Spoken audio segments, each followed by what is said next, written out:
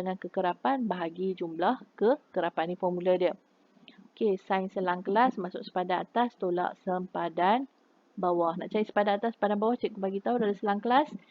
Di belah kiri kita tolak 0.5, di sebelah kanan kita tambah 0.5.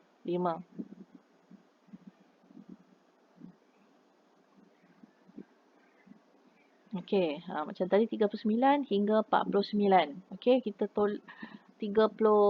Kita contoh 40 hingga 49. Tolak 0.5 dapat 39.5. 49 dapat 49.5. Okey. Yang ini tadi mesti asal dia selang kelas dia mesti bacaan dia ialah 50 hingga 59. Yang ni 50 hingga 59. Tolak 0.5 tinggal 49.5, tambah 0.5 jadi 59.5.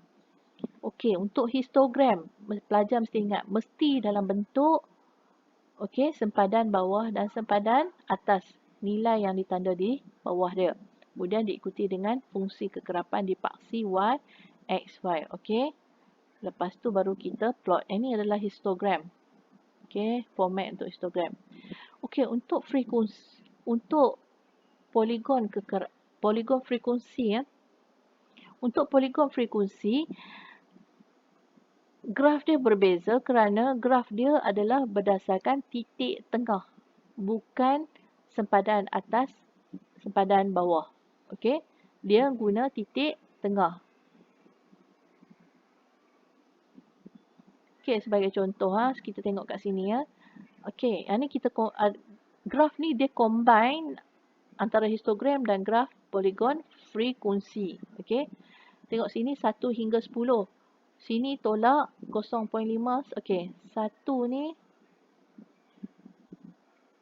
Okey, 1 ni sekarang kita tolak 0.5, kita dapat 0.5. 10 ni pula kita tambah 0.5, kita dapat 10.5. Okey, kita dapatlah sempadan atas, sempadan bawah. Macam itulah seterusnya lah, sampai bawah. Okey, kita dapat yang ni. Lepas tu kita lukis graf dia, frekuensi. Okey, yang paling tinggi mode dia ialah 16. Tapi kita bagi jawapan dalam soalan, bila tanya jangan jawab 16, kita jawab 21 hingga 30. Okey. Ni mode dia. Okey. Lihat. Untuk histogram, dia terletak di antara sempadan bawah dan sempadan atas. Tetapi untuk poligon kekerapan, dia terletak di titik tengah. Okey, di titik tengah ni. Okey. Okey, tak apa tengah sangat. Okey, titik tengah. Okey. Jadi cikgu nak pelajar faham. Ada perbezaan antara histogram dengan ni ialah dan poligon frekuensi. Poligon frekuensi menggunakan titik tengah. Bila lukis graf dia cuma letak di tengah aja.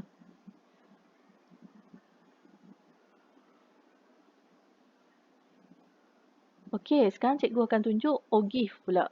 OGIF ni berbeza sedikit daripada histogram dan poligon frekuensi sebab histogram dan poligon frekuensi ada naik dan turun.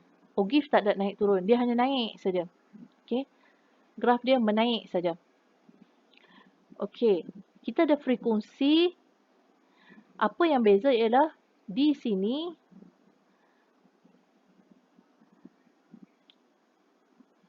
dia ada frekuensi dan dia ada kumulatif frekuensi. Okey. Kekerapan dan kekerapan terkumpul kekerapan kumulatif Maksudnya sini 1. Okey. 1 campur 7 jadi 8. 1 campur 7 campur 12 akan dapat 20. Okey. Lepas tu 20 ni pula tambah pula 21 akan dapat 42. Macam tu seterusnya. Kita kumpul. Kita jumlahkan sampai habis dapat 80. Memang last kali kita kira total ni akan dapat 80 juga. Okey. Jadi dari OGIF ni, kelebihan OGIF kita boleh check median. Okey. Median ataupun nombor yang di tengah. Jadi cara nak cari median, kita kena ambil kuartil pertama dan kuartil ketiga dan median. Macam mana nak cari kuartil ni? Senang saja, kita ambil jumlah sekarang ada 80. 80 kita kena bahagi dengan 80 kita kena bahagi dengan dengan 4.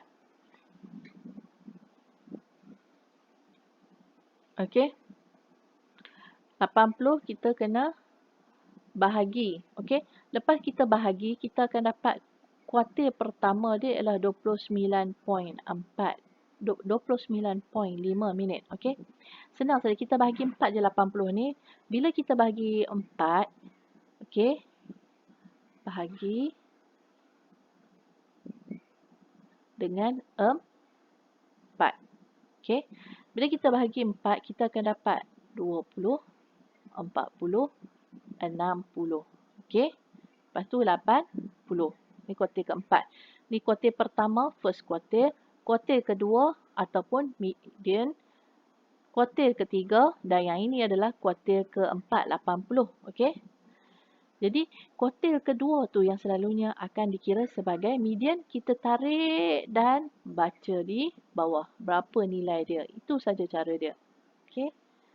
Tarik kat sini 40. Kuartil kedua, baca di bawah. Itu cara untuk cari median. Dan kita boleh cari julat. Jadi nak cari julat, kita ambil nilai paling tinggi tolak nilai paling rendah. Okey.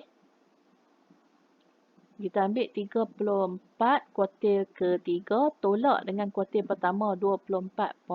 Kita akan dapat julat kuartil. Okey, dapat 9.5 minit. Kelebihan OGIF ni adalah untuk mencari median. Okey. Jika guna histogram dan polygon frekuensi, kita boleh cari mode, kita boleh cari selain daripada mode, kita juga boleh cari mean.